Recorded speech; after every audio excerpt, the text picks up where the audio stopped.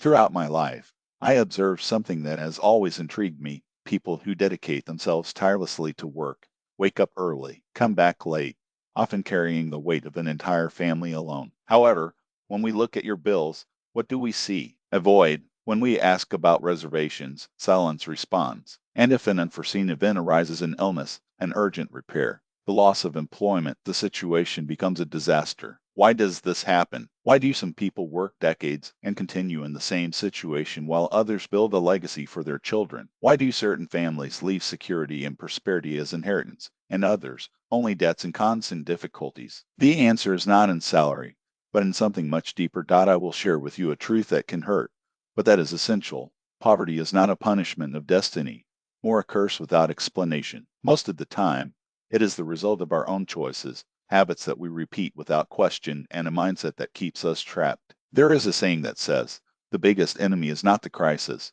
but our own lack of discipline and planning. And this is pure realism. Many people prefer to blame the government, the boss, the economy, or even their parents. But the root of the problem is within each one. Today, I want you to pay attention to the end, because I will reveal the 4 financial traps that most people commit, and that, without realizing it, steal their future. These errors turn you into hostage to work and circumstances. But I will not just point out the problems, I will show practical solutions, tested over generations. They are not abstract theories, but lessons that entire communities, such as Jew, preserved and transmitted even in times of persecution and adversity. As a people who was expelled from countries, deprived of rights and resources, could not only survive but prosper, building business, institutions, and fortunes. The answer is in 2 pillars: knowledge and discipline. Now, make a sincere reflection. Have you ever felt that money disappears faster than it enters? Have you had the impression that soon after receiving the salary,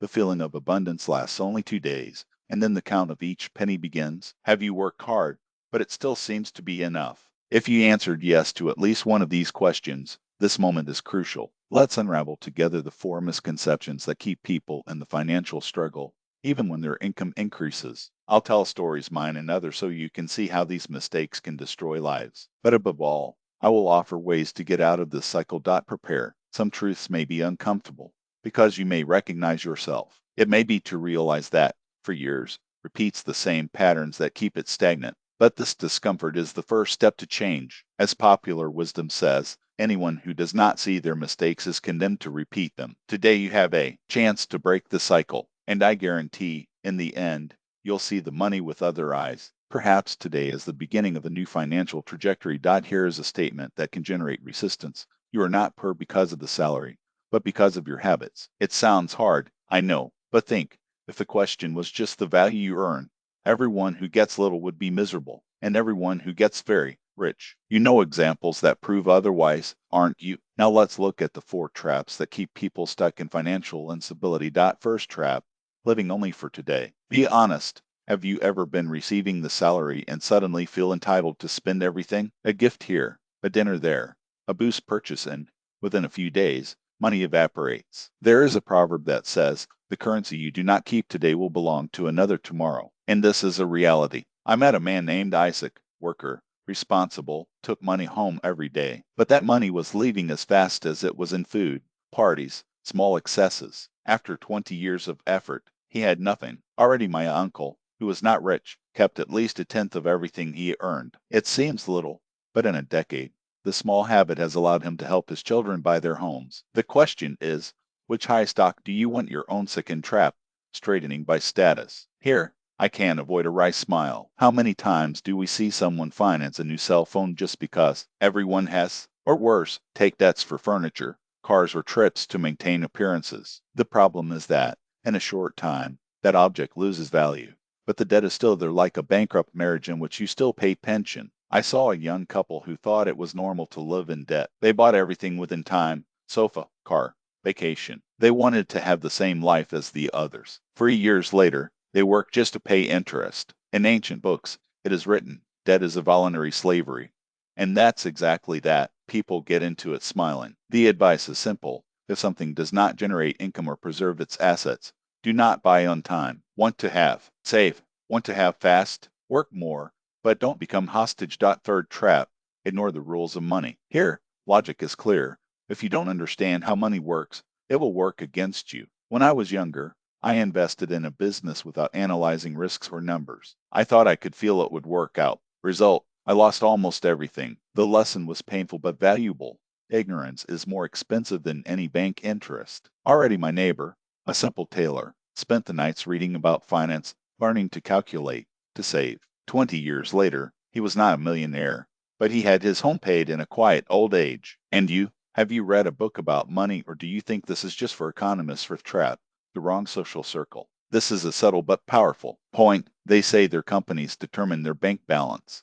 I met a boy with a good salary, but his friends lived in one, spent every day, restaurant, every 6 months, a new cell phone, station without purpose. He let himself be carried away. 5 years later, sunk in debt without reserve. Another young man started attending more experienced entrepreneurs, heard, asked questions, and soon opened his own business because he absorbed a different mindset. Reflect who influences your decisions. People who live on the edge or those who build a tomorrow in short. 4 errors, 4 pitfalls. Live without planning the future. Straitened by vanity. Unaware of the laws of money. Keep in an environment that pulls down. If you have identified yourself in at least one of them, don't be discouraged. This is positive, because those who recognize a mistake have already taken the first step to overcome it. Remember, poverty is not a destination. It is a condition that can be transformed, and it all starts with the decision to act differently. This is a habit, and habits can be changed. Let's recap the path we go together.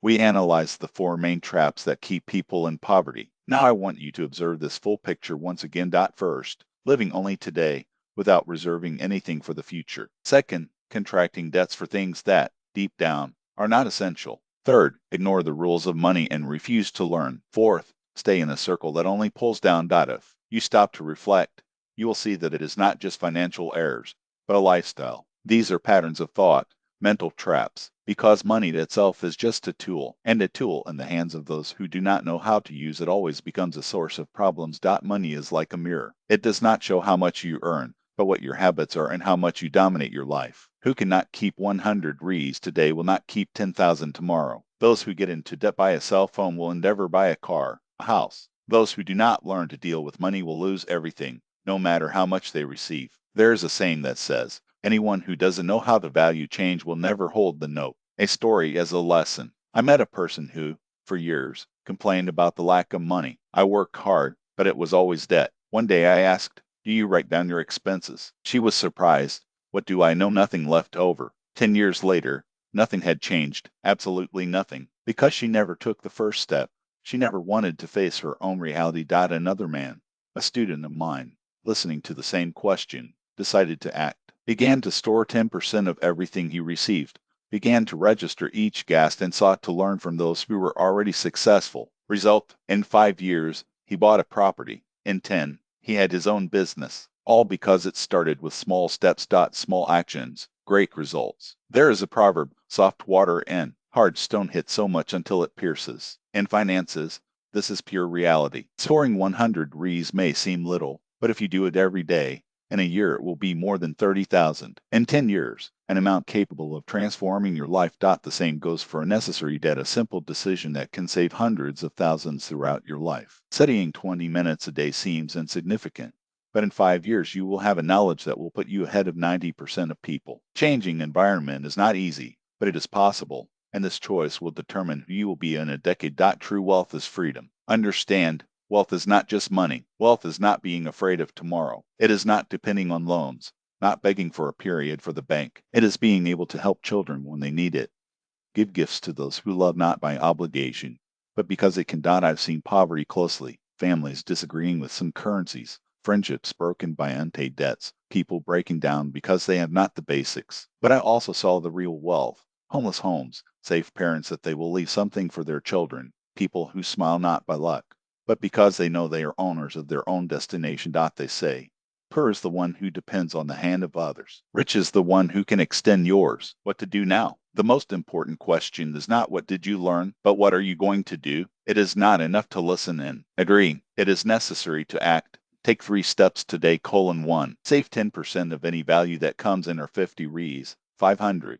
The important thing is to start. 2. Write down all your debts on a paper. It will hurt, but it is the naked and raw truth. 3. Decide learning.